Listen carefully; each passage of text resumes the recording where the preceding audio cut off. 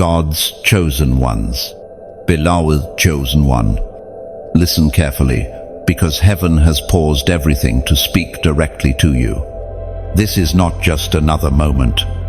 This is your moment. You've been noticed by the divine realm. You have been marked, not by coincidence, not by random fate, but by the fingerprints of the eternal God. The angels have circled your name. They've moved around your life.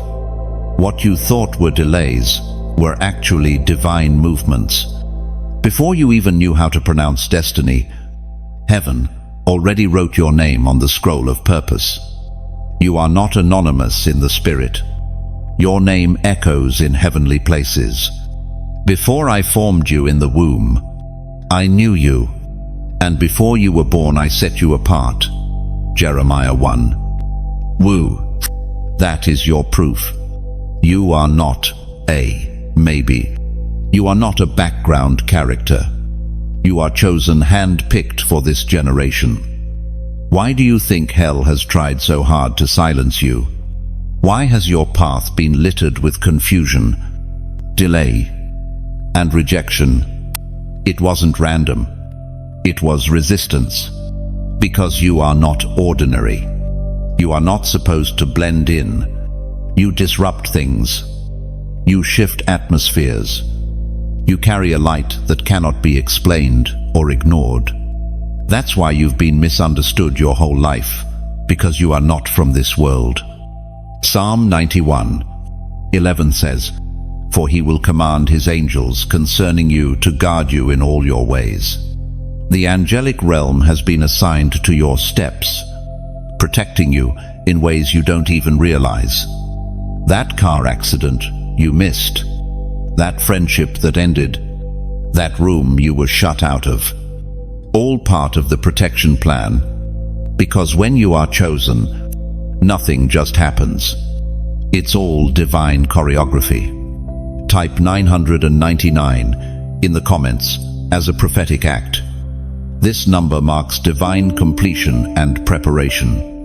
Your instructions are being released, and heaven is making you ready. Even the things that hurt you were used to mark you. The betrayal, the abandonment, the injustice, the sleepless nights, the tears no one saw. They are not wasted, not a single one, because you are not forgotten. You are seen by the King of Kings. You are precious in his sight. Isaiah 43:4 says, "Since you are precious and honored in my sight, and because I love you, that is heaven's heart for you." You've always felt like something was watching over you. That's because something is. You have angels assigned to you, and they didn't come empty-handed. They came with scrolls, with instructions, with sealed orders straight from the throne of God. Instructions that are about to unfold one by one, because this is your hour of awakening. Don't ignore this moment. Don't treat it like just another scroll. Heaven is interrupting your timeline to activate you. Your spirit already knows this is different. There's a stirring in your belly. There's fire in your bones. That's not adrenaline. That's anointing. That's awakening.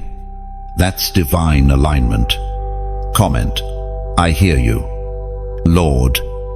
Right now, if your spirit is burning in agreement, this is your confirmation. You're not crazy. You're not delusional. You are marked. You are chosen. And the final instructions are now being whispered over your life. And now comes the tension.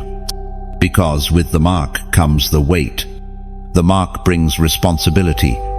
The mark brings warfare. But it also brings glory.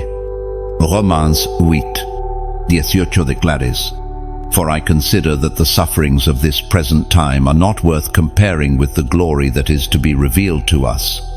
You are standing on the edge of that glory. This is a divine setup. The angels didn't just mark you, they're also moving with you. The assignments you thought were denied are actually being rearranged. The people who walked away had to because they couldn't handle your oil. Your presence is about to go places. Your name hasn't even been spoken yet. And you are not alone. The same angels that marked you are marching with you. You are not going into battle uncovered. You are not stepping into purpose alone. The host of heaven backs you. You have spiritual reinforcement. The reason some things didn't crush you is because angels caught you.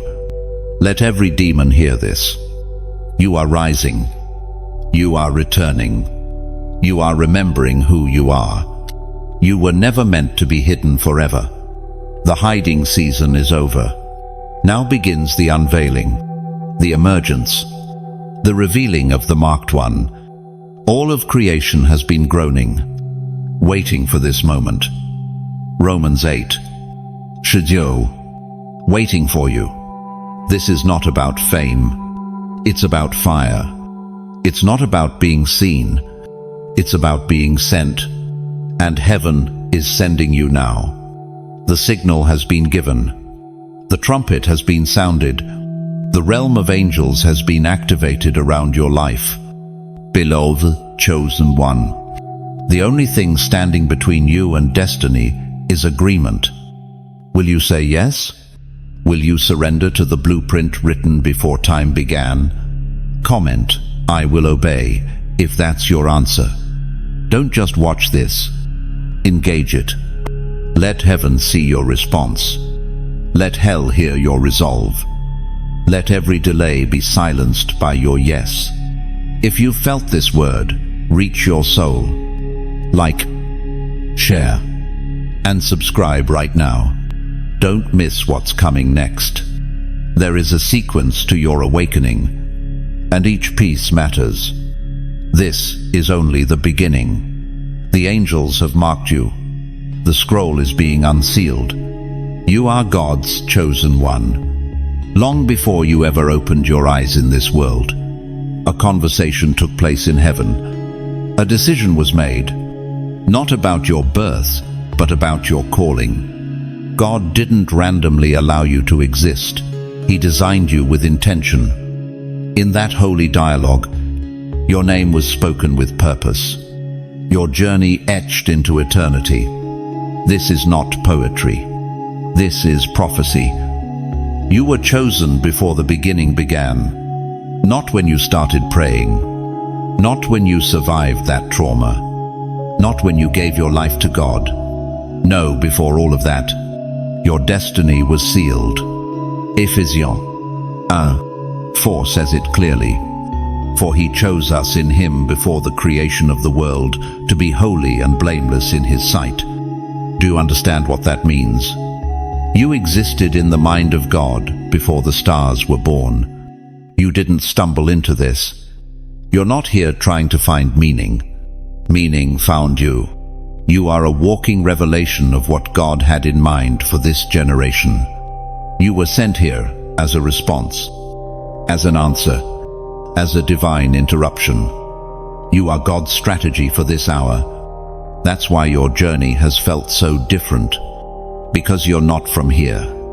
You came through this world, but your origin is higher. The day you were chosen wasn't loud. There were no trumpets, no applause, but the moment was real, sacred, eternal. And though you don't remember it, your spirit does. That's why you've never fit in.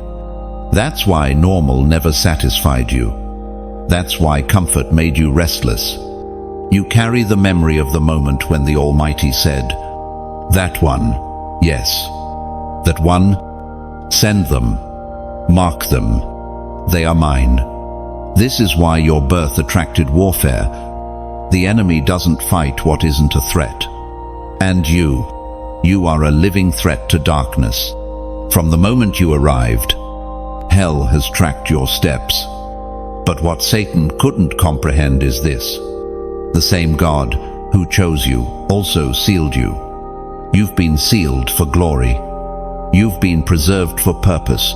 Isaiah 49:1 says, "Before I was born, the Lord called me. From my mother's womb, he has spoken my name. You weren't simply born into a family, you were injected into the earth as an agent of light. You didn't just show up, you were sent. Your presence is not a mistake. Your battles are not random. Your life is prophetic. Have you ever wondered why your childhood was so hard? Why people rejected you even before they knew you? Why the enemy started early, trying to damage your identity, trying to make you feel like you weren't enough? That wasn't just life. That was warfare. That was hell trying to block what heaven was birthing. But the call of God is not fragile. It doesn't evaporate when attacked. It gets stronger, sharper, more focused. And even in your darkest hour, the call remained. Even when you didn't believe in yourself, God never stopped believing in His choice. He never changed His mind about you. You may have made mistakes. You may have wandered, but the call is still alive. Romans 11:29 reminds us, "For the gifts and the calling of God are irrevocable." Heaven hasn't cancelled you. Grace is still chasing you. Mercy is still waiting. Because once chosen, always marked, and here's the truth. You've always known it. Deep down, in the private places of your soul, you felt it. A pull, a pressure, a whisper. Sometimes it came as restlessness, sometimes as divine dissatisfaction, other times as unbearable spiritual hunger, but it was always there, quietly reminding you, you are more than this. You've never been comfortable in shallow waters. You've longed for depth. That's not pride, that's purpose. Your spirit was forged in divine fire. You were made for something bigger, something holy, something costly. And the cost, it's real. Because being chosen doesn't just mean being blessed, it means being set apart. There are things you can't do, places you can't go, people you can't follow. Not because you're better, but because you're different. You've been marked for consecration. When others can blend in, you stand out. When others can compromise, you feel the sting of conviction. Why? Because you carry weight. You carry heaven's yes. When you try to ignore the call, nothing works. Success feels empty. Distractions lose flavor. You can't enjoy what others celebrate. Because your DNA is different. Your soul has tasted the eternal, and nothing else satisfies. You were never meant to be entertained by what you were sent to overthrow. God has been patient with you, not passive patient, because He knows what's inside you. He knows what He placed in your bones. And now, He's calling it forth, not gently, not softly, but with authority. The time for delay is over. The clock of heaven is ticking, and your instructions are unlocking. You were chosen not just to believe, but to become. You are not called to observe revival. You are called to spark it. You are not called to admire freedom. You are called to announce it. You are not called to echo what others say. You are called to release what heaven is whispering. Chosen one, hear this. Your life is not random. Your trials are not wasted. Your purpose is not small. You carry something ancient, something holy, something fierce. And now, heaven is demanding its return. You must arise. You must awaken. You must remember who you were before the world told you who to be. The angels have been watching, waiting, warring, because your moment is tied to more than just you. Others are connected to your obedience. Generations are depending on your yes. You are not an island. You are a blueprint. And what you activate will break chains in others. This is not pressure. This is honor. God trusted you with this assignment. Not because you're perfect, but because you're willing. And the willing always find the way. The willing always walk with power. Chosen before birth. Marked before time. Sent with a scroll. Surrounded by angels. Covered by grace. Fueled by fire. This is who you are. You felt it, haven't you? The heaviness no one else could explain. The invisible pressure pressing against your chest in silent moments. The storms that hit your life when nothing outward seemed wrong. What you've survived, chosen one, was not just life, it was war. The unseen kind, the kind fought in spirit realms. The kind that targets only those with divine assignments. Some of the worst battles you've endured didn't have visible enemies. No one to blame. No face to confront. That's because your warfare was never natural, it was spiritual. Ephesians 6:12 makes this clear. For we wrestle not against flesh and blood, but against principalities, against powers, against spiritual wickedness in high places. You weren't just attacked. You were targeted because you carry something the enemy fears. And what's more, you survived. You made it. You're still here. You still wake up. Bruised, but breathing. Broken, but still burning. That's not luck. That's God. That's evidence that what's inside you is greater than anything that came against you. The enemy tried to steal your joy, corrupt your mind, damage your voice, but he failed.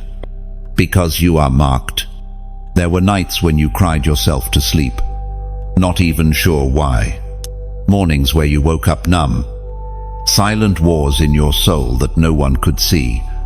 People thought you were fine, but heaven knew you were in battle. And through it all, the angels didn't leave your side. They surrounded your bed. They stood guard at your door. Because what was at stake wasn't just your peace, it was your destiny. Psalm 34:7 says, "The angel of the Lord encamps around those who fear him, and he delivers them." That's you. Even when you felt abandoned, heaven was present. You weren't alone. You've never been alone. You just couldn't see the reinforcements that were shielding you. You've walked through darkness so thick it should have swallowed you whole.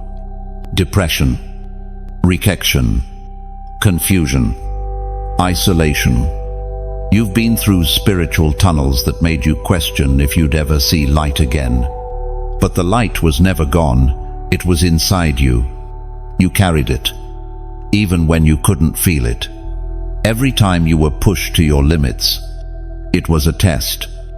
Not to destroy you, but to reveal you.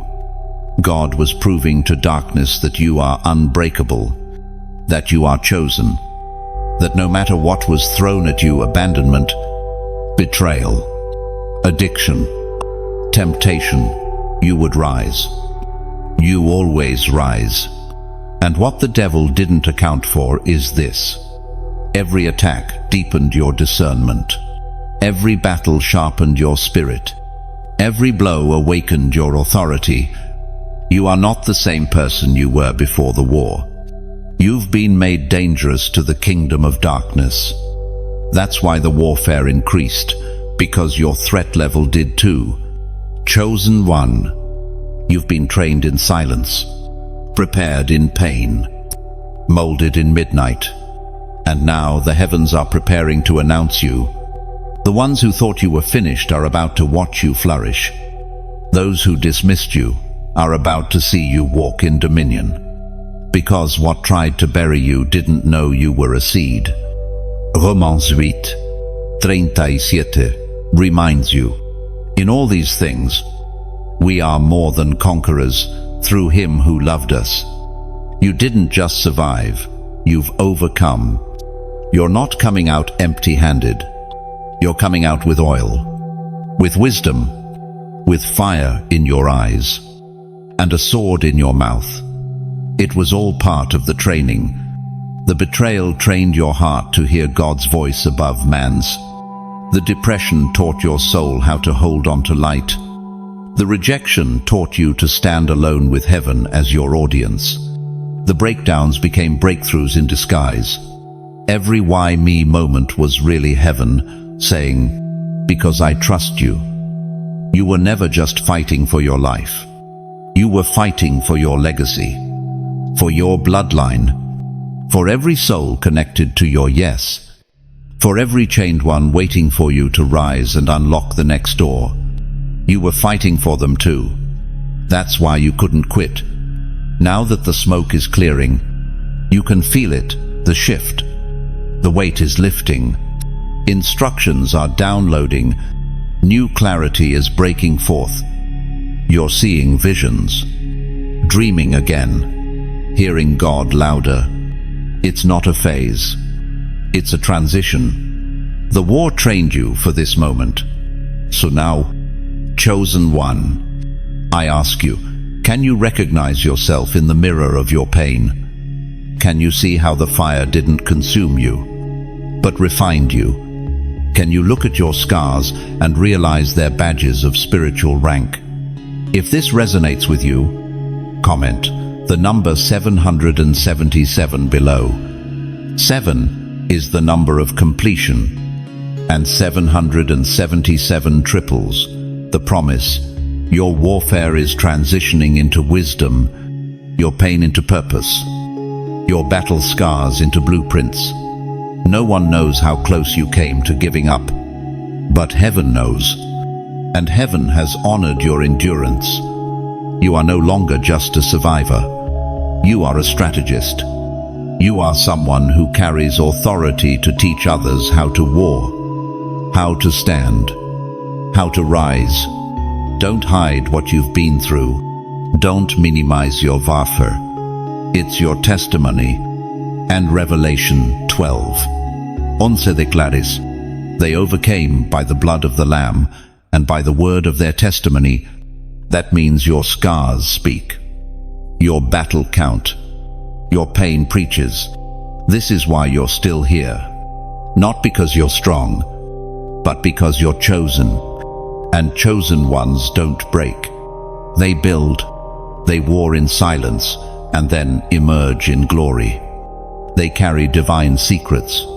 And you, beloved, are carrying them now. You've passed tests you didn't even know were happening. You've survived attacks designed to destroy your calling. And now the heavens are declaring, it is time. Rise, warrior. Rise, torchbearer. The war was never about destroying you. It was about revealing you.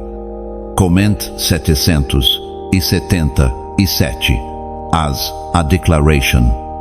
I am chosen. I am marked. I am rising. The enemy planned it all with precision. Every betrayal, every delay, every internal breakdown, it was not clumsy. It was strategic. Hell's agenda against your life was crafted not because of who you were in the moment, but because of who you were becoming. The enemy doesn't attack based on your current condition. He attacks based on your potential. You must understand, what you went through wasn't just opposition, it was opposition with intel. Demonic forces knew you were marked before you ever figured it out. They knew you were dangerous long before you discovered your own voice. That's why the attacks were surgical. That's why your identity was targeted. That's why your mind felt like a battlefield. But listen closely. Hell failed. Every dart thrown. Every lie whispered. Every plan designed to derail your future. It all collapsed in the shadow of divine protection. Isaiah 54. The 17th of December layers with eternal authority. No weapon that is formed against thee shall prosper, and every tongue that shall rise against thee in judgment thou shalt condemn. The weapons formed, yes, they did, but they did not prosper. And yet, it wasn't always obvious. There were times you questioned if you were being punished. Times where silence from heaven felt like abandonment. But in those quiet, painful moments, the angels were still moving. Just because God was silent didn't mean he was absent. Just because you couldn't feel the warfare didn't mean you weren't being shielded. There's a reason you're still standing. It's not because the storms weren't real. It's because the covering over your life is stronger than any storm. You didn't survive by luck. You survived by grace. The kind of grace that surrounds, sustains, and speaks, even when you can't. Let's look again at Psalm 91:7. 1,000 may fall at your side, and 10,000 at your right hand, but it will not come near you. That's not metaphor. That's a spiritual truth. While others fell into traps, you were preserved. While others lost their way in darkness, your steps were ordered, even when you didn't feel guided. The enemy wanted your mind shattered. He wanted you so broken that you'd self-destruct, but God wouldn't allow it. There were nights where your thoughts tried to turn into weapons against you, but angelic presence disarmed them. You didn't even realize it, but heaven was constantly rerouting attacks, redirecting assaults, silencing voices that were speaking curses into your atmosphere. And every time you should have lost your mind, you gained more discernment. Every breakdown birthed a sharper gift. Every loss opened a doorway to new authority. What the enemy meant for evil, God has been converting into strength, into testimony, into unshakable identity. It's not just that you survived the enemy's agenda. It's that you outlived it. The plans have expired. The traps have collapsed. The curses are revoked. That's the power of divine timing. When heaven says it's over, it's over. When God lifts you out, there is no going back into that pit. You may not see it fully yet, but spiritually, the tables have turned. You are no longer under the weight of demonic strategies. You are above them. Your prayers hit differently now. Your presence in a room shifts the air. You are not reacting to darkness anymore. You are commanding it to flee. James 4:7 reminds us, "Submit yourselves therefore to God. Resist the devil, and he will flee from you." That's not just a verse, it's an assignment. The devil is fleeing from what you're stepping into. He's terrified of your awareness, because now you know you were always protected. It wasn't just about surviving the attacks. It was about learning in the fire. You were trained by trouble, taught by tension, educated by spiritual pressure, and now you carry authority, not from books, not from titles, but from battle scars. Heaven recognizes your wounds as weapons. You've earned them in the secret place. There is an authority that only comes from surviving what others couldn't. There's a spiritual weight on those who've walked through warfare with nothing but a whisper from God. And you are one of them. You carry that now. That's why demons tremble when you pray. That's why atmospheres shift when you speak. Your presence now disrupts plans of darkness. You're not even aware how much light pours out of you. You're not even trying, and the enemy is already nervous. Because you have become the very thing they feared you would be. Awakened. There's no more room for self-doubt. No more tolerating fear masquerading as humility. You've been through too much, seen too much, endured too much to shrink now. It's time to own what heaven has given you. Boldly, authentically, with holy fire. Let the heavens record this. The attack failed. The delay didn't work. The lies didn't stick. The curses bounced off. And the chosen one has risen. You have crossed the threshold where intimidation loses power, where confusion can no longer cling. You are stepping fully into divine awareness. You were never just called to survive attacks. You were called to reverse them, to return fire, to war with your testimony, to disarm demonic blueprints by showing up in your full spiritual identity. That's who you are now. Let no one make you question it again. Let no voice, even your own inner critic, make you doubt the anointing you carry. The war you survived proves the weight you carry. You've been tried in the fire, and the result is something pure, something unshakable, something glorious. This is your announcement. Hell's agenda against your life has failed. You are still here, still marked, still chosen. And now you rise with clarity, knowing exactly why you had to survive. Chosen one. There's a reason the room changes when you walk in. There's a reason conversations shift when you enter. You disrupt things. You don't carry average energy. You don't blend into the background. You carry authority.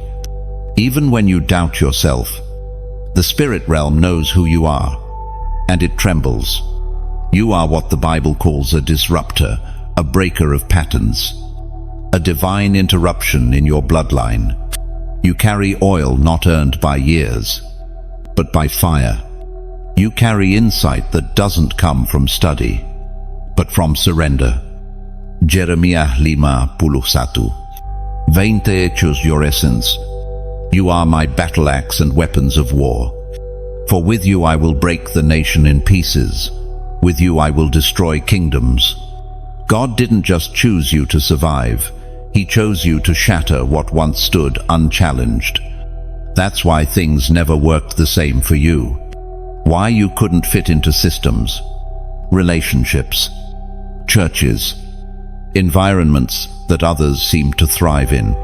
Because when you showed up, things shifted.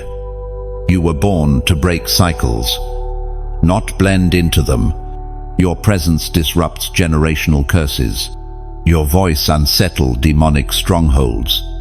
Your prayers don't echo, they pierce. Even when you didn't realize it, you were walking with the weight of heaven's authority. Your yes is not casual, it's costly. Every time you obey, something in the spirit breaks open. Every time you worship, something ancient starts shaking. You are the one hell hoped would stay silent. But you're speaking now.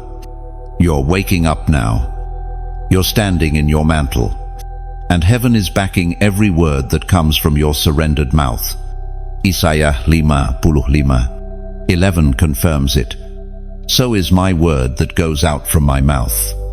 It will not return to me empty, but will accomplish what I desire. That word now flows through you.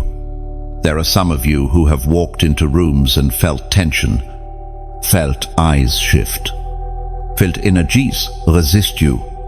It wasn't paranoia, it was resistance. Because your presence convicts environments where darkness once rested comfortably. You disrupt slumbering spirits. You call out passivity. You rattle strongholds just by being awake. It's why relationships became hard, why you were often the first to forgive, the first to apologize, the first to walk away from toxicity.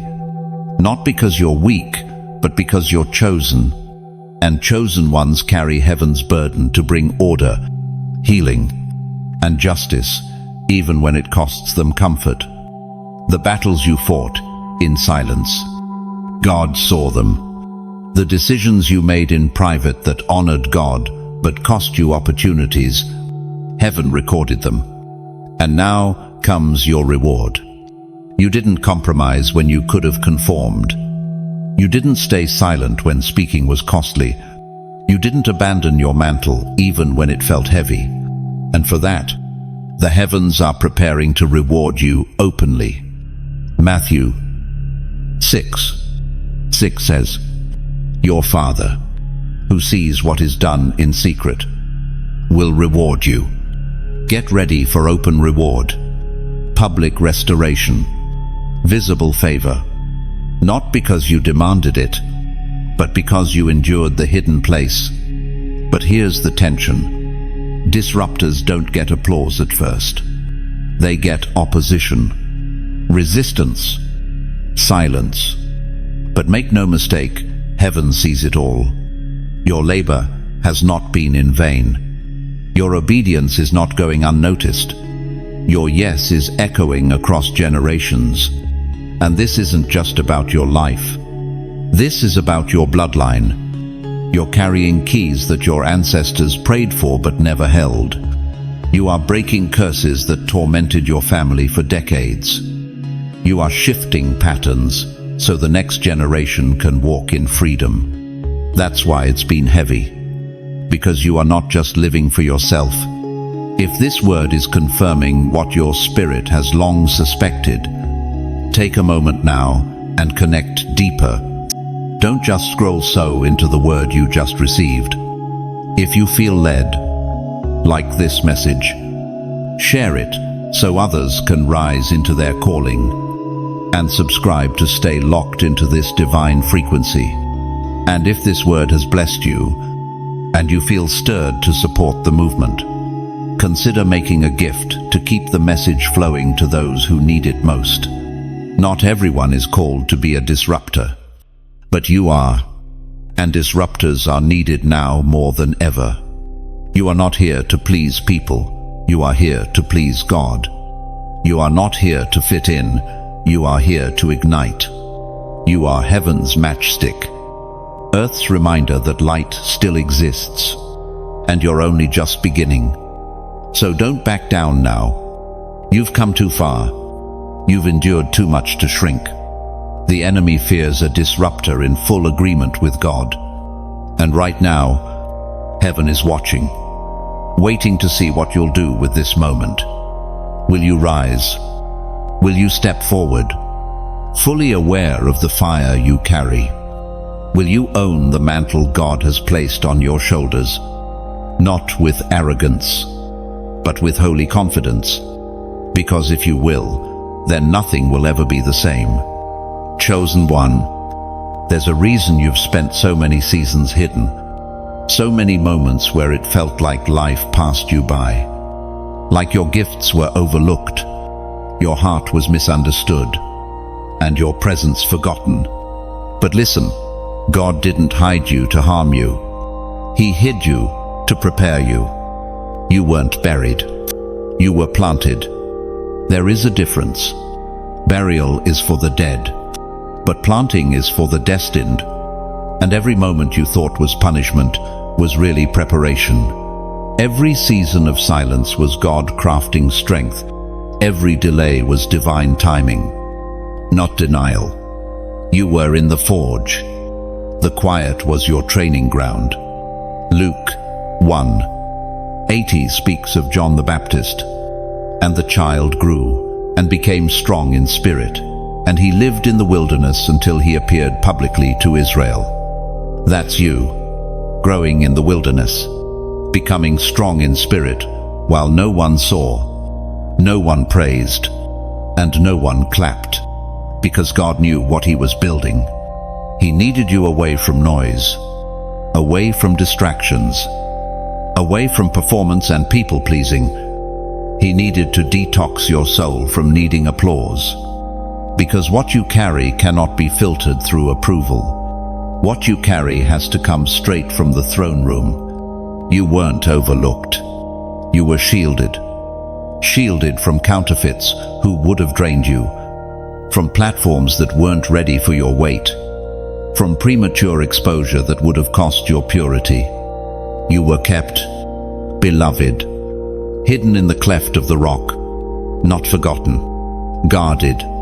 Some of you wondered why doors shut after you prayed for them to open, why opportunities fell through right when you thought breakthrough had arrived. It wasn't sabotage, it was divine interception, because open doors can become traps if you walk through them without God's timing. Isaiah 49:2 says, "In the shadow of his hand he hid me. He made me into a polished arrow and concealed me in his quiver." You are that arrow, sharpened, balanced, anointed, waiting for the release, waiting for the divine draw of God's bowstring. Don't despise the seasons of invisibility. Don't curse the wilderness. It's where prophets are born. It's where kings are forged. It's where the called become commissioned. David wasn't crowned in the palace. He was found in the field, tending sheep while heaven whispered destiny. You've questioned your worth in silence. You've doubted your call in obscurity. But God has never doubted his choice. His hand has been on you the whole time, teaching you, training you, breaking things in you that would have broken you later. Yes, it's felt lone. Yes, the isolation has been brutal. But chosen vessels are shaped in solitude. They are purged of pride, refined by stillness, and formed by fire. The weight you carry now, it came from what you survived in silence. You've learned to hear God without a mic, to stand without an audience, to pray without a worship team, to believe when nothing looked like what was prophesied. That kind of faith terrifies the enemy, because it's real, it's forged, it's pure. Your hidden season is holy, sacred, essential. It is heaven's sacred laboratory. And the fact that you're still standing, still seeking, still hoping, it means you passed tests you didn't even know were happening. And now, the shadow is shifting. Light is breaking through. The seal is lifting. You will not be hidden forever. There is an appointed time. There is a moment of emergence. But God refuses to release you before you are ready. Because the weight of your calling will crush you if you skip the forge. Habakkuk 2:3 is your confirmation. Though it linger, wait for it. It will certainly come and will not delay. You are not behind. You are right on heaven's clock, right on God's schedule. Every moment has been ordered with precision. So breathe. Rest in the fact that your hiding has been holy. Let peace flood your soul. You didn't miss it. You didn't fail. You've been preserved. And when God pulls you from the shadows, nothing will be able to stop your rise. This next season won't look like the last. The obscurity is giving way to authority. The silence is giving way to sound. The hiddenness is giving way to heaven's release. You will be seen not for show, but for service. You will be known not by man, but by heaven's signature on your life. Chosen one, your name is still on heaven's list. Your destiny is still intact. Your scroll is still unrolling. And the one who hid you is the same, one who will reveal you when the time is holy. If you feel this, comment, "I'm still standing." Let all of hell hear that you're not broken, not bitter, not buried. You're becoming. There is a reason the first place the enemy always attacked was your mind. Before he tried to touch your finances, before he touched your relationships, he aimed for your identity. Because if he could convince you to forget who you are, he wouldn't have to worry about what you're called to do. From the beginning, it has been his tactic to cloud perception, distort self-worth, and scatter truth. He knew he couldn't erase God's plan, so he tried to erase your confidence in it. He whispered lies in the dark, making you question your value, your gifts, even your sanity. But beneath the noise, the truth never changed. You are who God says you are. No failure, no label, no rejection can alter what he has spoken over you.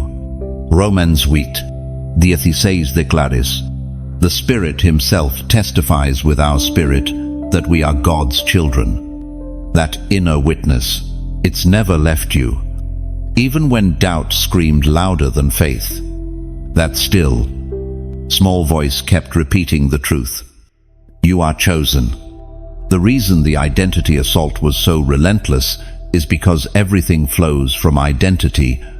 If the enemy could get you to think like a slave, you'd never walk like a son. If he could get you to see yourself as common, you'd never reach for the sacred. So he came early. He came through trauma, through voices of authority that wounded instead of affirmed, through culture, comparison, and shame. And yet, despite it all, something inside you refused to die. A flicker of remembrance, a sacred defiance that said, this is not all I am. That fire, even when low, never extinguished. That's not your strength, it's your seal. God has preserved your identity even when you didn't know how to. That's why the healing of your mind has become such a crucial part of your journey. Because until your perception aligns with God's truth, your feet won't walk in the fullness He designed for you. Proverbs 23:7 says, as a man thinks in his heart, so is he. The enemy knew that if he could shape your thoughts, he could cage your destiny. But the chains are breaking now. You are remembering, not inventing something new, but returning to something ancient, something sacred. You are reconnecting with the you that existed before trauma taught you fear, before rejection planted lies, before religion confused performance with intimacy. You are being reintroduced to your true self, the one God knew before you ever failed. This return is not passive, it's war. You are reclaiming territory in your own mind.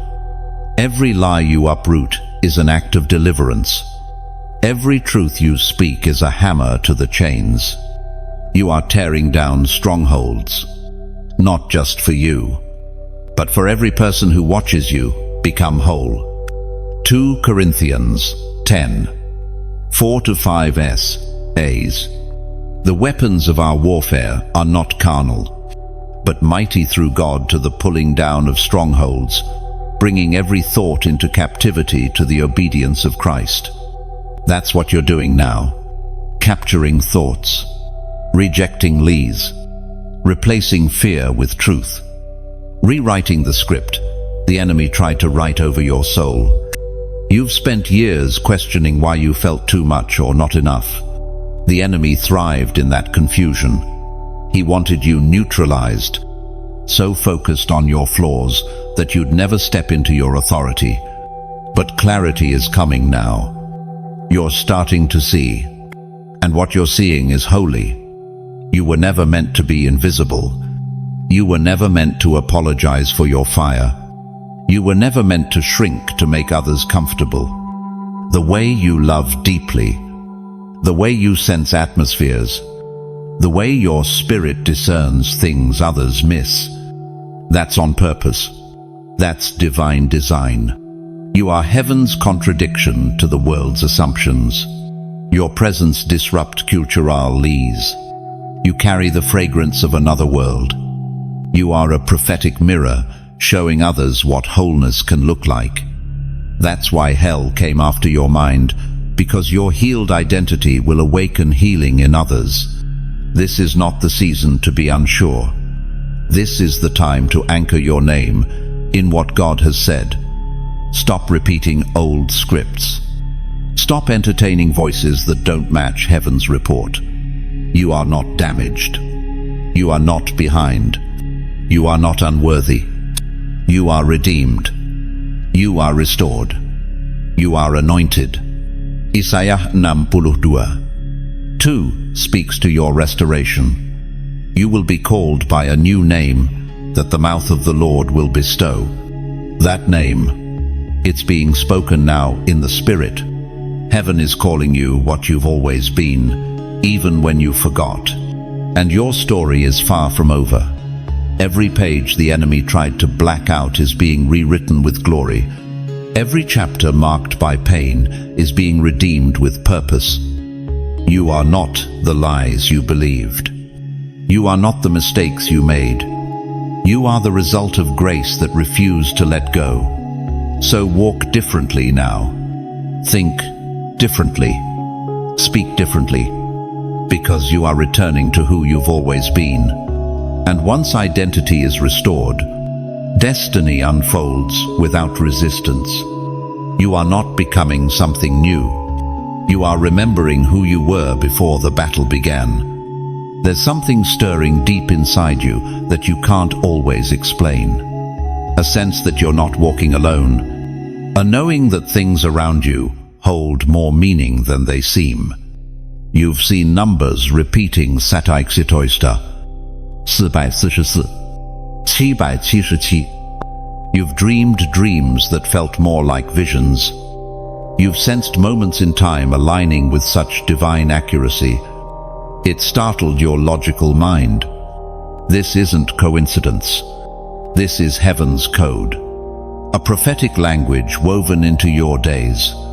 Designed not to confuse but to awaken. It's been happening for years. Subtle nudges, divine choice, glimpses into eternity, hidden inside ordinary hours. You've always felt it, that sense of more, that sacred pull towards something beyond explanation. Joel 2:28 reveals the pattern. And it shall come to pass afterward, that I will pour out my spirit on all flesh. Your sons and your daughters shall prophesy. Your old men shall dream dreams. Your young men shall see visions. What you've been experiencing isn't fantasy, it's prophecy in motion. There have been moments where your spirit knew what your mind couldn't process. You walked into rooms and sensed unseen tension. You felt led to pray for people whose names you barely knew. You woke up from dreams drenched in meaning, carrying emotion that lingered all day. God has always spoken through symbols, numbers, patterns, and prophetic impressions. And now, those signals are intensifying. Because you are not just someone who hears occasionally, you are someone who carries a code, a divine sensitivity, an ability to read the spiritual atmosphere and respond with clarity. Even the way you see time is shifting. You're noticing divine appointments, perfect timing, encounters that feel scripted from heaven. This is part of the prophetic code. God is fine-tuning your discernment, sharpening your inner hearing, and amplifying your ability to interpret what others ignore. 1 Corinthians 2:14 says, "The person without the Spirit does not accept the things that come from the Spirit of God, but considers them foolishness. But the spiritual person discerns all things." That's you. Your discernment is growing not by choice, but by calling. And yet, the weight of this gift hasn't always felt like a blessing. There are days where it feels like too much. You feel things others don't. You sense burdens in the atmosphere. You pick up on lies, deceptions, spiritual turbulence, and it can feel overwhelming. But God isn't trying to crush you. He's training you. This gift isn't meant to paralyze you. It's meant to position you. You're not meant to carry everything you sense just to steward it. You are being taught how to navigate your spiritual radar without drowning in the noise. How to honor what you feel without being ruled by it. The prophetic code in you needs refinement. That's why God has you in cycles of quiet, periods of distance from certain people. He's clearing out the static so your spirit can hear him with precision. Because where you're going, vague impressions won't be enough. You'll need clarity. The signs will continue. The numbers will speak. The dreams will multiply. But they're not just for your intrigue. They're for your instruction. They're heaven's tools to direct your path, align your heart, and prepare you for assignments that can't be navigated with logic alone. And yes, you felt misunderstood. When you've tried to explain what you sense, people have dismissed it, called it deep, weird, too much. But God didn't wire you to fit their understanding. He wired you to function under His revelation. Do not tone it down. Do not apologize for your knowing. This is part of your design. You were never meant to see only in the natural. You were built to perceive beyond the veil. And as the days grow darker, your clarity will become light for others. You will interpret dreams. You will decode signs. You will help the lost find direction, not through advice, but through prophetic precision. This is the part of your calling that won't always come with applause, because it's not public, it's priestly. It's not flashy, it's faithful, and heaven sees it. Every dream you journal, every prompting you obey, every midnight prayer that wasn't on a stage but still shook the spirit realm. You are an interpreter, a discerner, a watchman, and God is trusting you with heaven's blueprints. Keep pressing in. Keep listening. The prophetic code isn't finished unlocking. There are layers you haven't yet accessed. Realms of understanding still sealed to casual seekers. But you are not casual. You are called. And those who are called walk where others refuse to tread. Daniel 2:22 says, He reveals deep and hidden things. He knows what lies in darkness, and light dwells with Him. That is your inheritance. To walk in the revelation of things hidden, to bring light into the darkness others can't explain. So when the numbers repeat, when the dreams disturb, when the coincidences align too perfectly, don't brush them off. Ask heaven, what are you saying? And wait, because you are not guessing anymore. You are receiving. What the world calls strange, God calls sacred. Chosen one. Let's talk about the part of your journey most people never saw: the pain, the kind that pierced you so deeply. It left no visible scar, but altered everything inside you. The heartbreak, the betrayal, the breakdowns you endured in silence, not because you were weak, but because there was no safe place to fall apart. What you didn't realize then is this: your pain was never random. It was prophetic. It was permission. A holy validation stamped into your story, not to disqualify you, but to qualify you. God allowed you to walk through what broke others, not as punishment, but as preparation. Psalm 34:18 reminds us, "The Lord is close to the brokenhearted and saves those who are crushed in spirit." You weren't being destroyed. You were being drawn closer. Every tear watered the roots of your calling. Every silent scream became incense before the throne of God. The pain didn't cancel your purpose. It confirmed it, because only the chosen endure the kind of agony you walk through and still come out with their worship intact. Only the marked carry grief like glory, wearing scars like medals earned in spiritual battle. You didn't just survive trauma, you transformed through it. There were moments when people thought you were fine, smiling, showing up, functioning, but inside, you were breaking. What they couldn't see was that every fracture made more room for God's glory to pour in. You were being emptied of what couldn't go with you into your next dimension.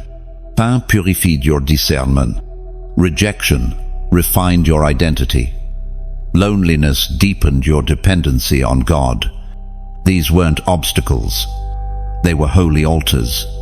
Each one sacred, each one sharpening your awareness of heaven. Romans 5. 3 to 4 A's. We also glory in our sufferings because we know that suffering produces perseverance, character, and character. Hope. That's your testimony in one verse. The suffering you thought would end you is now the soil where hope is growing wild. Don't let the enemy convince you that the pain was wasted. Nothing in your story has been meaningless. Every hardship has heaven's fingerprint on it. God trusted you with affliction. That alone should tell you how strong your spirit truly is. Others saw your fall, but they never saw your rise. They saw your mess, but not the miracle growing underneath. You were never meant to stay in the pit. The pain was a signal that elevation was next. The darkness wasn't your destination, it was your delivery room. You've birthed things in private that no one knows about. Deep truths, heavy revelations, songs, words, visions, instructions. They came in the form of pain, but they emerged as power. You didn't go through hell just to cry about it. You went through hell to carry keys out of it. You now have access to realms that only the broken reach. Your intercession hits different. Your worship cuts deeper. Your prayers carry authority because they were born in fire. You learned to prophesy through tears, to believe even when your faith was fractured. And now, your voice shakes realms because your story carries weight. Don't sanitize your story. Don't edit the agony out of your testimony. People don't need perfection, they need truth. And the truth is, you've suffered, you've cried, you've doubted, but you never gave up. And that's why you're dangerous now.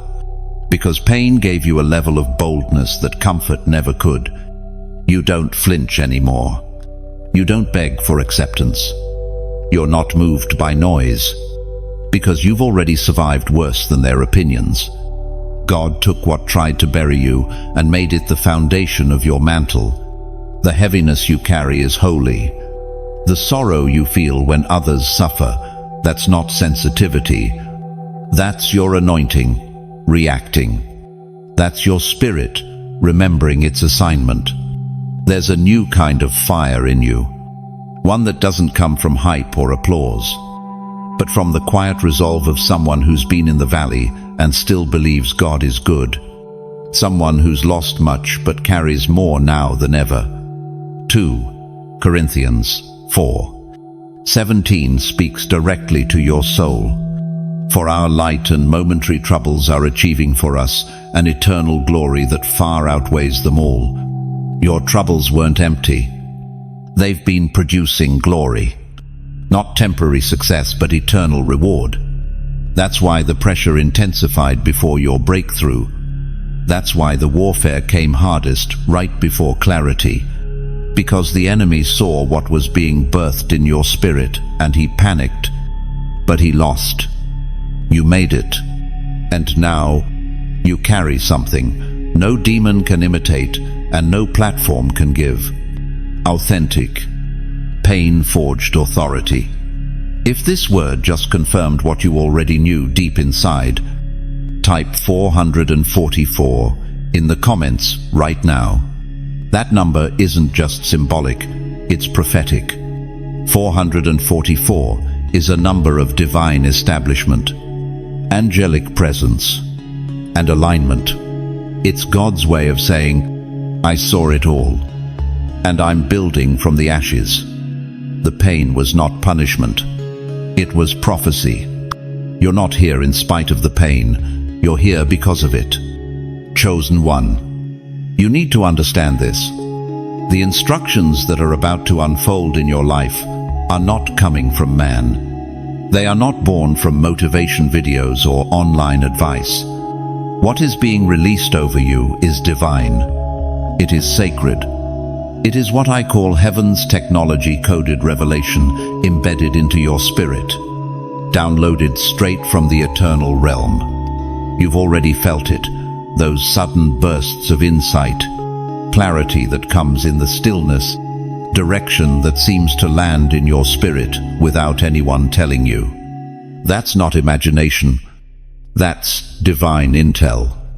God has been feeding you instructions from a higher realm, because where you are going, logic won't be enough. You'll need downloads. 1 Corinthians 2:10 says, "These are the things God has revealed to us by His Spirit. The Spirit searches all things, even the deep things of God."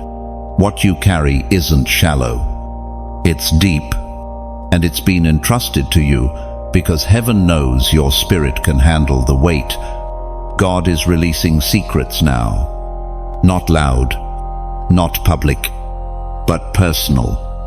Mapped into your prayer time, etched into your worship, coded into moments of silence when no one is around.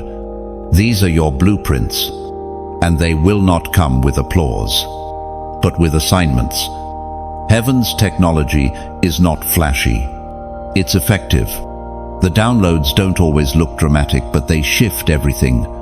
One whisper from God can rewire your entire direction. One dream can unlock what years of effort couldn't. One moment of yielded obedience can open a lifetime of doors. These instructions require sensitivity. This is not a season for noise. You'll need stillness.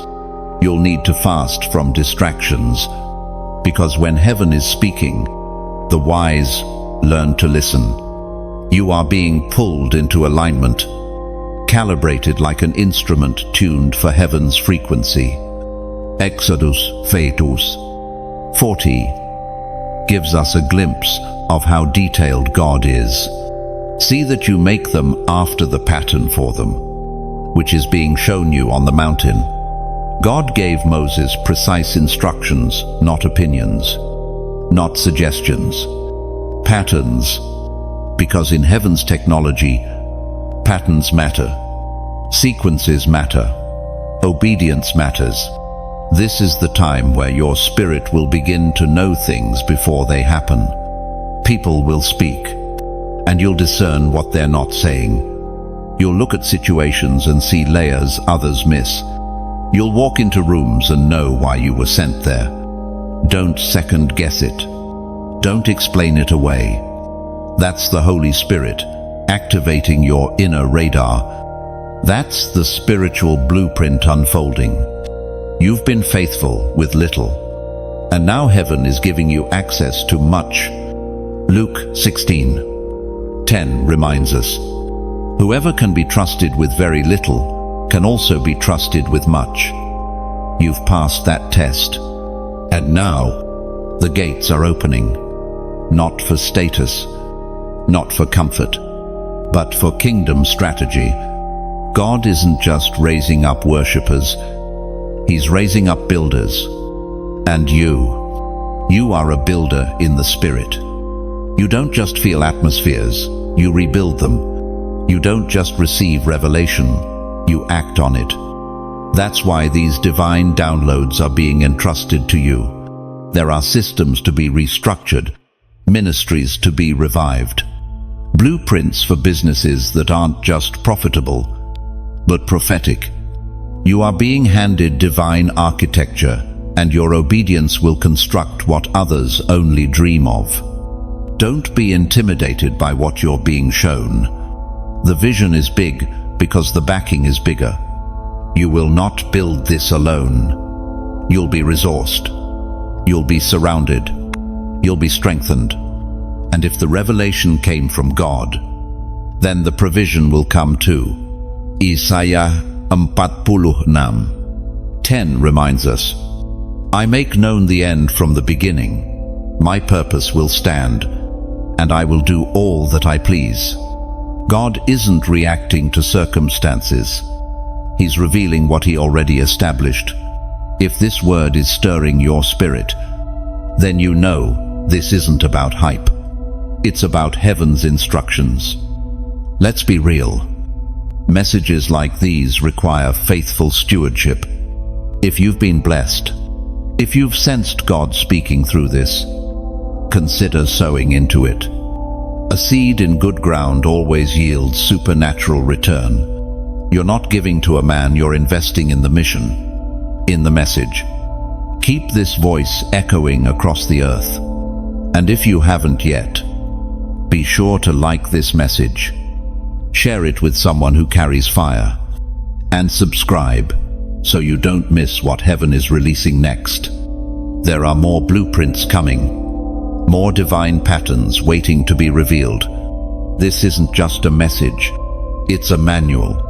And you, chosen one, are being trusted to carry it out. Watch for the signs. Listen in the stillness. Obey in the unknown. Heaven is releasing divine technology and it's landing in you. Obedience is no longer optional. Chosen one, you've reached a threshold in the spirit where the next move must be deliberate. The delay of yesterday can no longer bleed into today. What heaven is requiring of you in this hour is not partial surrender or delayed agreement. It is total alignment. You've heard the whispers. You've felt the tension.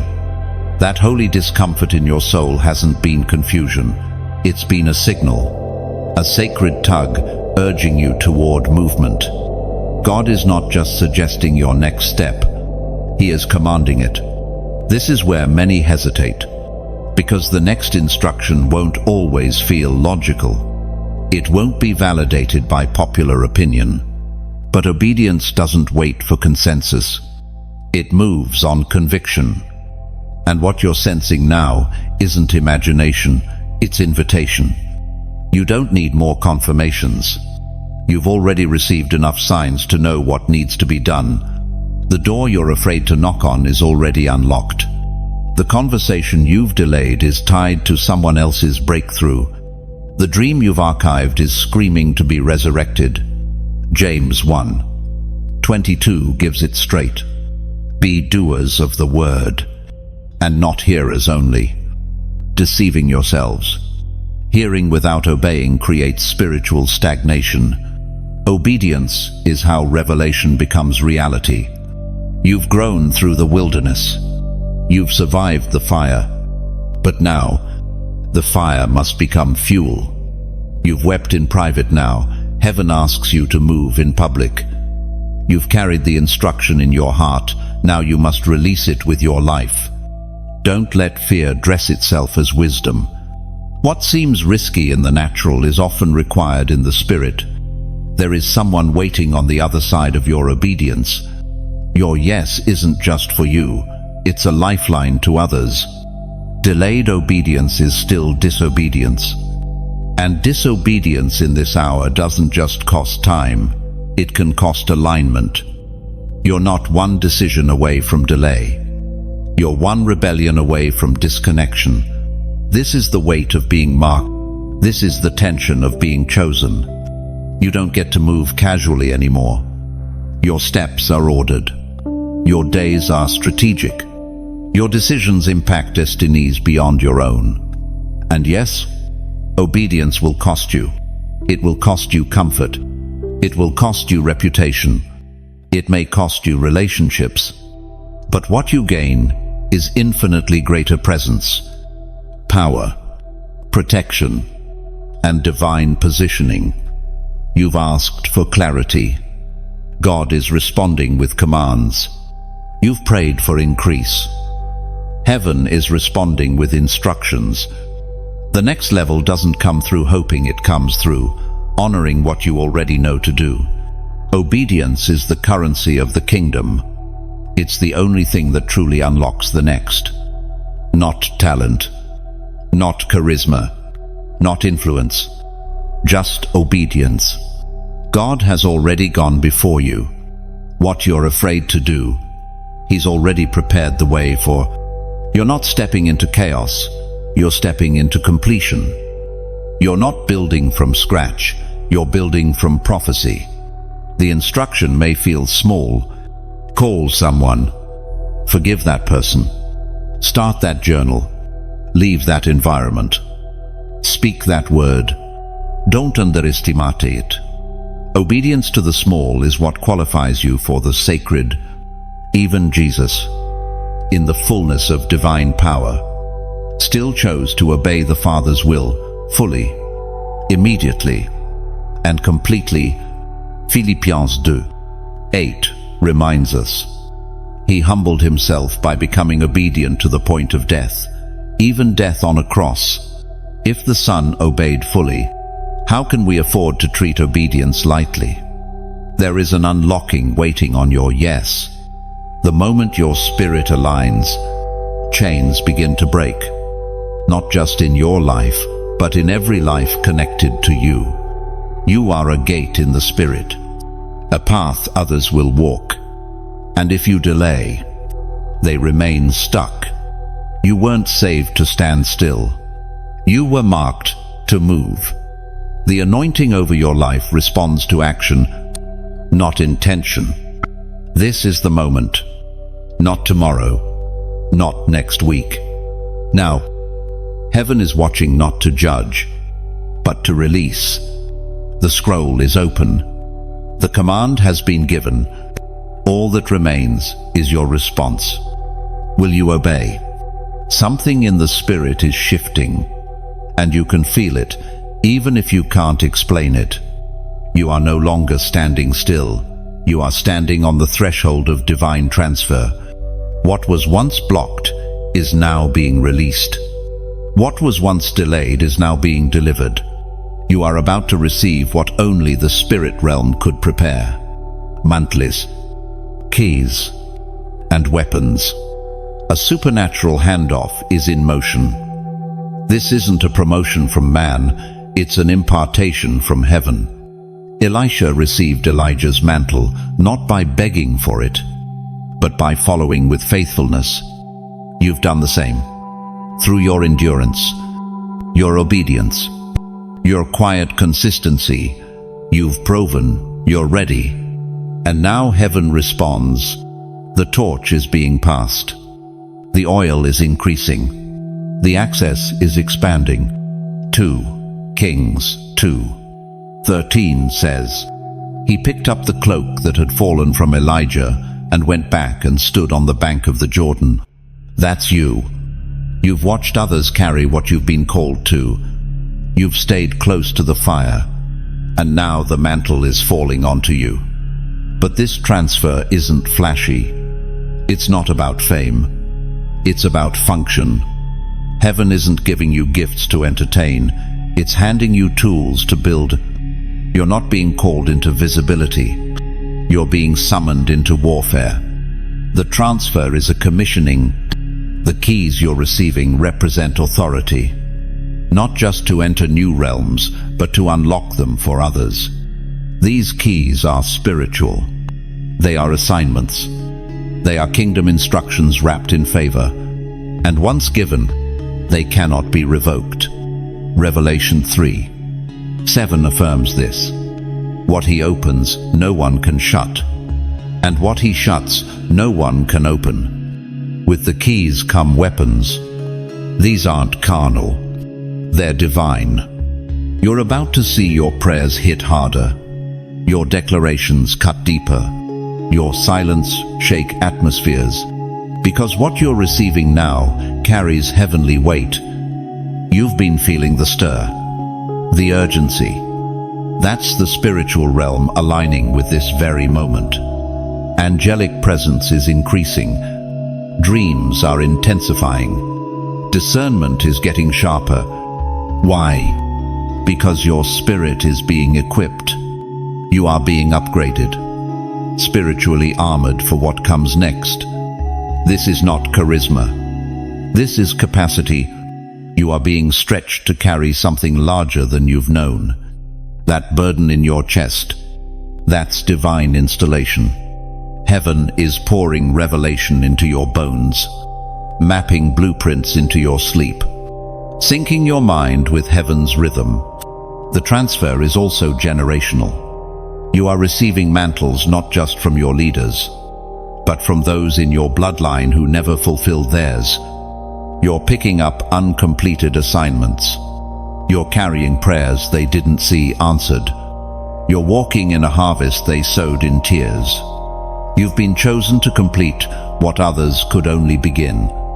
That's why the weight feels unfamiliar, because you're carrying more than your name. You're carrying legacy. You'll find that things begin opening without striving. Doors respond to your presence. Atmospheres shift around your silence. That's not pride, it's the result of the transfer. Don't shrink. Don't explain it away. You've been anointed for this. But remember, mantles attract resistance. The moment you receive, you become a target. But the angels don't just deliver, they defend. You will not walk unprotected. You will not be unguarded. With the mantle comes the host. You are covered. Do not look to the left or right. Do not compare your portion to another's. What you're receiving is custom, tailored for your assignment, fitted for your call. And though it feels weighty, it will not crush you, it will carry you. Chosen one, this moment is irreversible. You've crossed the line of no return. The transfer is done. The keys are in your spirit. The weapons are in your mouth. The mantle is on your shoulders. Now you must walk. Comment, I receive it, if your spirit witnesses this word. Let the heavens echo your agreement. Let your mantle know it has found a vessel ready to carry it with fire and faith. You've never been just another face in the crowd. You've always been set apart. Not for attention, but for assignment. And now, it's becoming clear. You are the firstborn flame, the one chosen to lead, to bear weight, to walk paths no one in your bloodline dared tread. You're not just breaking curses, you're establishing a new covenant. You are becoming the fire that lights the way for others. Being the first isn't glamorous, it's heavy. You've had to figure things out without a guide, walk through wilderness without a map, pray prayers no one taught you. But it's because you were designed to carry what others couldn't. The flame you carry isn't borrowed, it's born of fire. There are generations behind you that never saw the fulfillment of their prayers. People in your lineage who longed for freedom, for clarity, for peace, but couldn't access it. And now, heaven has turned to you and said, it begins with this one. Isaiah 58:12 echoes this divine responsibility. Your people will rebuild the ancient ruins and will raise up the age-old foundations. You will be called repairer of broken walls, restorer of streets with dwellings. That's your identity in the spirit. You are not continuing a legacy, you are rebuilding one. You're not just carrying your own call, you're carrying the weight of unmet destiny, unanswered prayers, untapped anointing. And yet, the flame doesn't burn you. It brands you. You are marked as the one who said yes when others ran, the one who stood still when others fled, the one who dared believe that cycles could break. Buying first means being misunderstood. It means people will question your decisions, your fire, your urgency, because you see what they can't. You hear what they've been trained to ignore. You know that your obedience has eternal consequences, not just personal reward. You carry vision that's too big for the natural eye. You speak language that makes spirits respond. Your worship is not for show, it's a weapon. Your presence breaks things. That's not ego. That's evidence of the mantle you bear. This is why you've faced such resistance. Why the enemy came after your mind so early, your heart so fiercely. Because if he could silence the firstborn flame, he could keep the bloodline bound. But he failed. You're still here, still burning. You've had to learn how to light your own fire in seasons of isolation. You've prayed when no one understood, fasted when no one joined, declared when no one agreed. And through it all, the fire kept growing, not because of effort, but because of election. You were chosen not to echo, but to ignite. You are not a copy. You are an original, a divine prototype meant to forge something entirely new. What's coming through you has never been seen before, not because it's strange, but because it's sacred. And sacred things are often hidden before they're revealed. You are becoming the torch in your family line, the one who breaks silence with sound, who overturns shame with truth, who dismantles darkness with consistent light. That's what it means to be the firstborn flame, not just to burn, but to illuminate. It's not about being perfect. It's about being faithful. You don't need to know everything to lead. You just need to stay on fire, because your heat calls out to others still cold in spirit. Your glow reminds them what's possible. Your persistence testifies that deliverance is real. You weren't anointed to impress. You were anointed to ignite. And as the flame within you grows, others will find their spark. Not because you're preaching at them, but because you're burning in front of them. John 5:35 speaks of one like you. John was a lamp that burned and gave light, and you chose for a time to enjoy his light.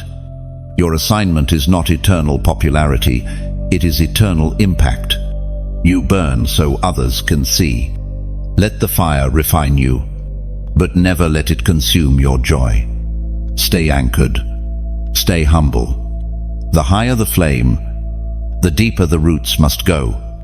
Keep your ear pressed to heaven's mouth. Keep your heart guarded from pride. Keep your pace aligned with grace.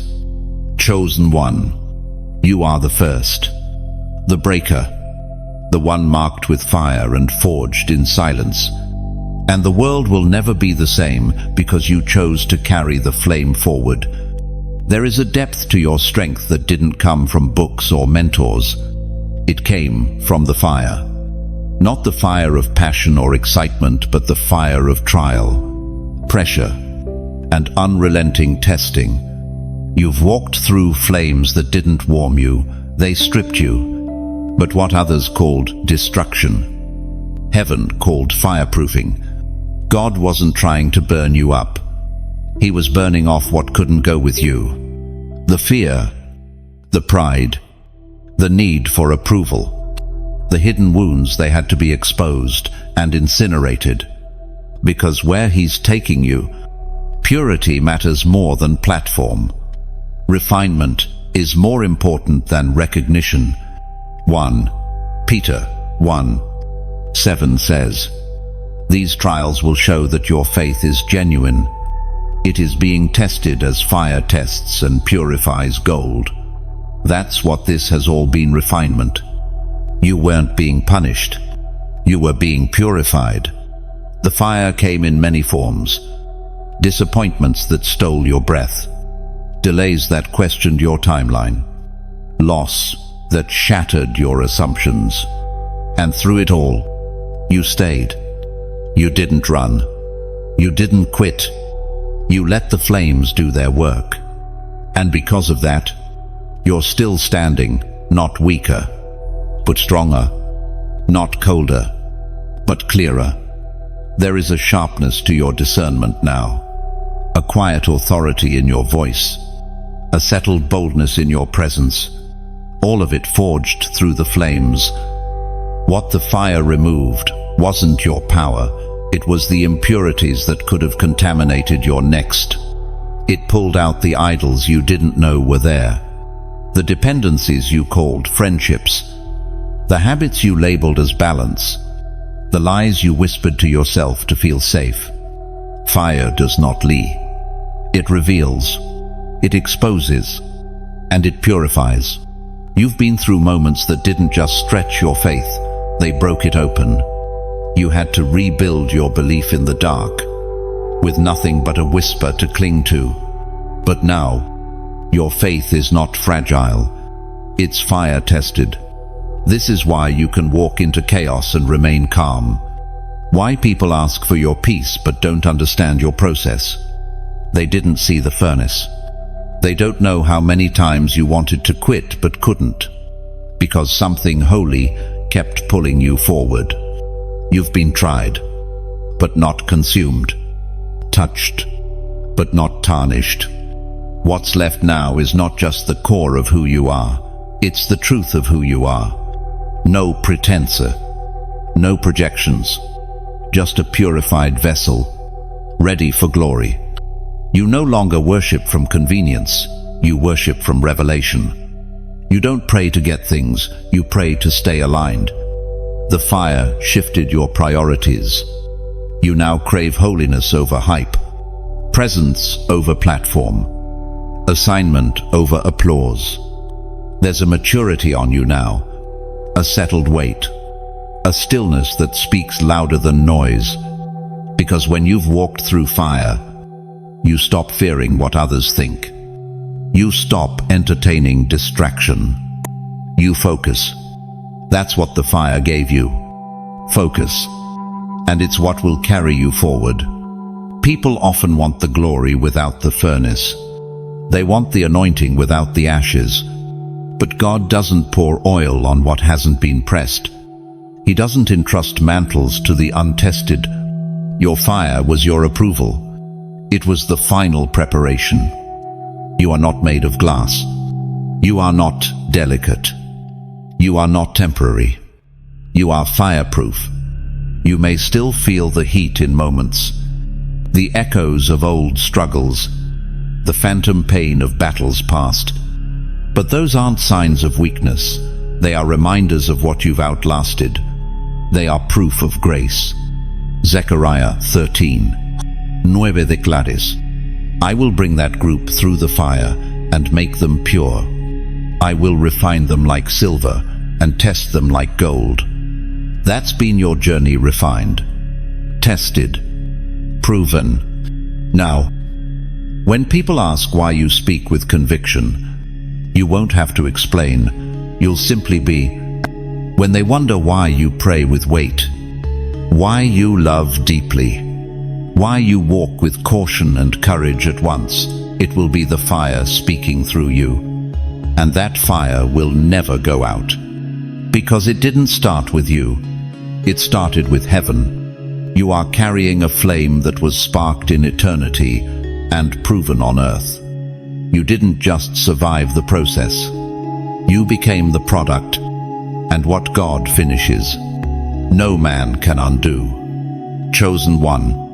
Your voice is no longer just a sound, it is a weapon. What once trembled with doubt now carries force. What once hesitated now cuts through the atmosphere with purpose. You've been silent long enough. You've withheld your roar while others shouted noise.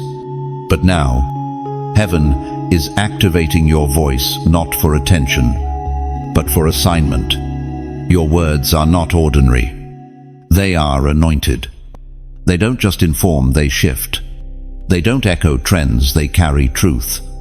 Every declaration, every prayer, every spoken word from your lips has the potential to alter reality. This is not exaggeration. This is spiritual fact. Proverbs 18:21 says, Death and life are in the power of the tongue. And now, more than ever, God is summoning your tongue to speak life, to demolish lies, to build and to break, to plant and to pull down. You have been entrusted with language that aligns with heaven. The enemy tried to silence you early. That's why your voice was attacked. That's why you second-guessed your words. That's why you felt the weight of rejection every time you spoke truth in a room that preferred comfort. But you weren't wrong. You were just early. And now the timing is right. Your voice has been purified in fire. It doesn't carry ego. It carries edge. It doesn't seek validation. It speaks from vision. You've earned your authority, not through volume, but through victory. You speak differently now because you've lived what others only read. This is why you must speak. Not louder, but clearer. Not to impress, but to impact. Your silence may feel safe, but it is costing someone else their freedom. Your voice carries keys. When you speak, chains break. When you pray, walls fall. When you worship, atmospheres bend. You are not here to be passive. You are here to proclaim, to tear down strongholds with truth, to expose deception with discernment, to declare promises that override past pain. Your voice is a trumpet in the spirit when it sounds. Heaven moves and darkness trembles. Jeremiah 1:9 is your confirmation. Then the Lord reached out his hand and touched my mouth and said to me, I have put my words in your mouth. God is not asking you to find your words. He's giving them to you. And they won't always be welcomed, but they will be needed. Because truth rarely enters rooms quietly, it confronts. Your voice will not always be the most popular, but it will be the most piercing. It will go where hearts have been closed for years. It will cut through confusion like a blade of light. Some will resist it. Others will weep because of it. But all will recognize it. This is not the time to hold back. The enemy fears your activation more than your silence. He would rather you scroll and nod than rise and speak. But that time is over. You are now in the season of voice. Speak over your house. Speak over your bloodline. Speak over your future. Don't just think it, declare it. Angels respond to prophetic decree. Demons back off when light is spoken. This moment is not just a message, it's a mantle, a commissioning, a spiritual alert that your voice has graduated. It no longer echoes what you've heard. It releases what you've become. So take this seriously. Speak with reverence. Speak with boldness. Speak with fire. Because when you speak, it's not just you, it's heaven through you. If this word has resonated deeply, if it confirmed what you already sensed but couldn't articulate, take a moment to act.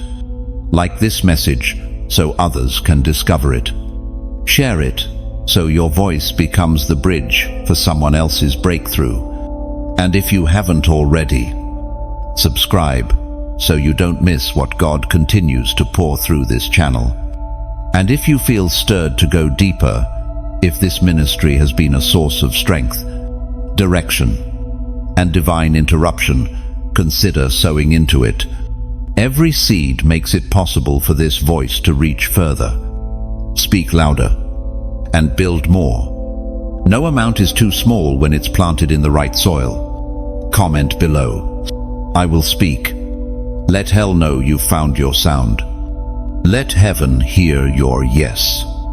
And let the earth feel the ripple of a chosen one, stepping fully into their voice. Chosen one, this is it. The moment you've been sensing in the depths of your spirit without knowing how to name it. The moment when heaven releases not just affirmation, but instruction. You are not waiting anymore. You are receiving. The final instructions are being written on the walls of your heart. There's a stillness in the spirit now, not of inactivity, but of anticipation. You can feel it, that quiet weight of divine clarity. The fog is lifting, the swirl is settling, the distractions are being silenced, because now comes the blueprint. These aren't general ideas or vague impressions. These are detailed coordinates. Heaven is speaking with specificity. You'll begin to know not just what to do, but when, where, and with whom. The alignment will be surgical. Every piece will begin falling into place, like prophecy, fulfilling itself in real time. God doesn't leave his chosen ones to guess. He doesn't whisper destiny without providing direction. Isaiah 30:21 affirms this with power. Whether you turn to the right or to the left, your ears will hear a voice behind you, saying, "This is the way, walk in it." Wentford, you've been trained for this kind of clarity. That's what the silence was for. That's why you had to learn to hear God without noise, without a crowd, without constant validation. He was training your spiritual ear to recognize instruction without hesitation. What's being released to you now won't come with thunder, it will come with certainty. A peace that surpasses understanding, a conviction that won't require a second opinion. That's how you'll know it's Him. When it aligns with heaven's rhythm and settles deeply into your spirit, the instructions may come gradually or suddenly, through dreams, through divine encounters, through scripture that leaps off the page, through a single phrase someone speaks that lands like prophecy. Stay open, stay alert, because heaven is communicating through every possible channel, but these instructions will cost you. Obedience in this hour will demand decisions you can't explain to everyone. You may have to move quietly, shift boldly, disconnect abruptly, build quickly. What seems sudden to others is simply you catching up to heaven's timeline. There will be moments when the instruction feels too big for your hands. That's not intimidation, that's indication. It means you're being called into something beyond self-sufficiency, into a space where only grace can carry you. The next requires partnership with God on a level you've never known before. The blueprint being released to you has layers. It will unfold in stages. Don't try to rush it or package it for others to understand. Walk it out, piece by piece, stone by stone. Your job is not to convince, it's to obey. You may not see the full picture yet, but the next step is enough. The manna will be daily. The clarity will be progressive. The faith will be tested. But the fruit will be glorious. Because what you're about to step into is legacy-level work. It's not just for you. It's for every soul connected to your obedience. Your movement will trigger motion in others. Your yes will shake systems. Your alignment will unlock atmospheres. These final instructions are not just logistical, they are prophetic assignments. They carry eternal weight. Each one is a thread in the tapestry of God's redemptive plan for your generation. That's why the enemy fought your clarity so hard. That's why he tried to confuse, delay, distract, and depress. But clarity has won, and now the instructions come. Don't write them off when they seem small. Often, the biggest breakthroughs begin with the most humble steps. A phone call, a fast, a shift in schedule, a conversation you didn't plan but can't shake. These are the portals through which heaven moves. You are entering a time where things won't just make sense, they'll make movement. You'll step out and suddenly realize you're already in it. The favor will follow obedience. The doors will respond to motion. The provision will meet you on the path, not before you start walking. Let your spirit absorb this truth. Heaven trusts you. That's why the instructions are being released. God doesn't give blueprints to the idle. He entrusts them to the faithful. To those who have been tested in the furnace and proven by the fire. You are not being teased with hope. You are being commissioned with clarity. Everything up to this point has been preparation. Now the scroll is unrolling. The pages are turning. The ink of heaven is writing your next with precision. The final instructions have arrived. This is the moment creation has groaned for. The emergence of the ones heaven calls by name, marked by oil and forged in obedience. You, chosen one, are no longer in waiting. You are in commissioning. The release has come. The silence is over. The delay is broken. The heavens have finalized your training. Now, you move. You don't need another sign. You are the sign. You don't need more proof. You are walking proof of survival, of redemption, of what happens when someone refuses to quit, even when they don't understand the process. Every step you've taken has led to this sacred moment, the crowning. But this crown isn't made of gold. It's made of glory. It is not placed on your head by people, but by God Himself. You've been crowned with authority, with burden, with fire, not for status, but for service, not for decoration, but for deployment. Psalm 8:5 whispers this truth into your spirit. You have made them a little lower than the angels and crowned them with glory and honor. That verse was written for moments like this, for the exact weight you now carry. You were never called to be hidden forever. You were never meant to remain in the cave. The cave was a classroom. The wilderness was a womb. But now, the time for hiding has ended. Now begins the revealing. You are not rising because of ambition. You are rising because of assignment. Every part of you feels the shift. The way your mind engages Scripture differently. The way your discernment has sharpened. The way prayer now feels like dialogue. Not just pleading. It's all confirmation. The commissioning has taken root. What was once internal is now external. Heaven has pushed you forward. But with the crown comes the call. A higher level of accountability. A new weight of decision. The crown doesn't just elevate, it anchors. You are now visible in the spirit realm in a new way. The enemy sees it. Heaven sees it. The earth will feel it. You don't need to announce anything. Your obedience will speak louder than any introduction. Your fruit will do the talking. Your consistency will carve the path. This is not about fanfare. This is about function. You are God's response to spiritual drought. Don't look for confirmation in applause. Find it in the peace that now rests on your shoulders. The mantle fits. The crown sits firm. Your yes has summoned the next wave of instruction, movement, and manifestation. You've crossed the threshold. You've been tried, purified, sent.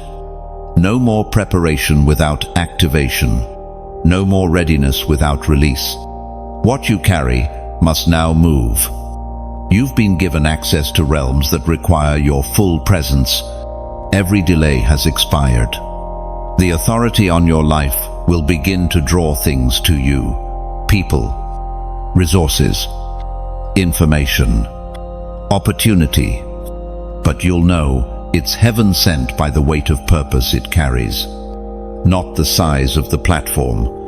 You're no longer moved by hype.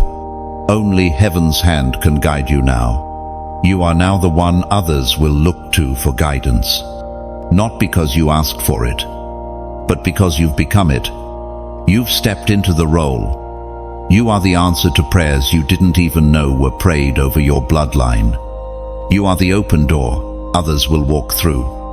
Let it settle in you now. You are crowned and commissioned. The work ahead is holy. The responsibility is heavy. But you are ready. Not because you feel ready, but because heaven has said you are. This is the unveiling of the ones God hid in plain sight. The ones who suffered in silence but still served. The ones who lost everything but kept worshipping. The ones who battled in the dark and emerged glowing with glory. You are among them. You are one of them. You are God's chosen one. You've made it. Not just to the end of this message, but to the beginning of your next chapter. Chosen one.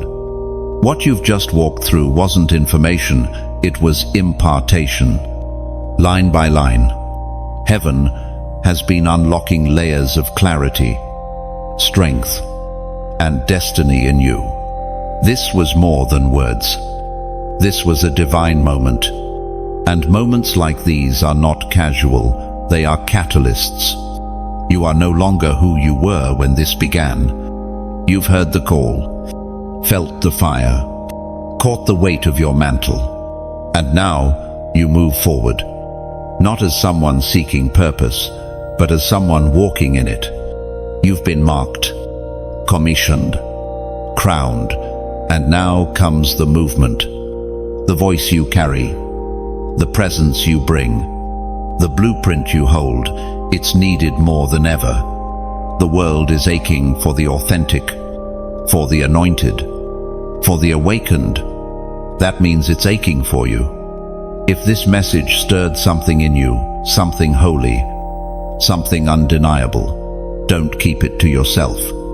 Like this message so it reaches others. Share it with someone who's been fighting in silence. Subscribe to stay connected to the flow of heaven's voice. And if this ministry has blessed you, if this space has become a prophetic lifeline, prayerfully consider supporting the mission. Your donation, no matter the size, keeps the message burning, reaching, transforming. You're not giving to hype, you're investing in heaven's movement. Finally, drop a comment below, just a few words. I was born for this. Let heaven see your yes. Let earth feel your agreement. Let hell hear your unshakable resolve. You're not late. You're right on time.